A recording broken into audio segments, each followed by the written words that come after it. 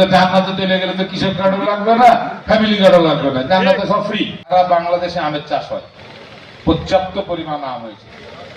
এবার যেরকম কানসারটার দিকে শিবগঞ্জে শুনেছি আম নষ্ট হয়ে গেছে, দেখবেন এখানে আমের এবার বাজার ভালো হওয়ার কথা আমার ধারণা।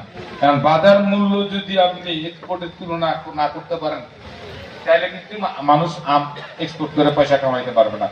অনেক দেশ আছে কম্পিটিশনে বাজারটা কি, তবে আমরা আম প্রক্রিয়ায় অনেক পিছানো। এখন আমাদের সময় এটাকে প্রক্রিয়া করা।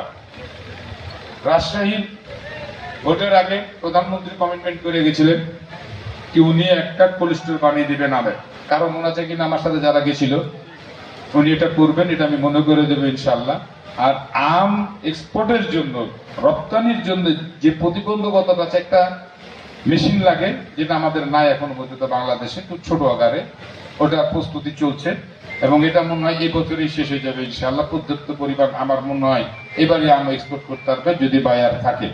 আজকে যে আমরা ধান উৎপাদন করি, তিনটা ফসল করি, এটার কিন্তু মূল উদ্যোক্তা হলো শহীদ প্রেসিডেন্ট জিয়াউর রহমান, আল্লাহ ওনাকে বেশ নসিব করুন।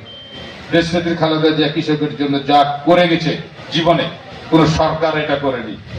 কৃষি লোন মাপ, ওইটা মাপ, এটা অনা, ওইটা ফ্রি, সমস্ত উনার কর্তৃপক্ষটা এখনো পর্যন্ত কৃষি মন্ত্রণালয়ে চলে। আমাদের প্রধানমন্ত্রী জনাব তারেক রহমান উনি আসার আগে তার প্রধানমন্ত্রী বলেছিলেন 10,000 টাকা কৃষি লোন মাপ।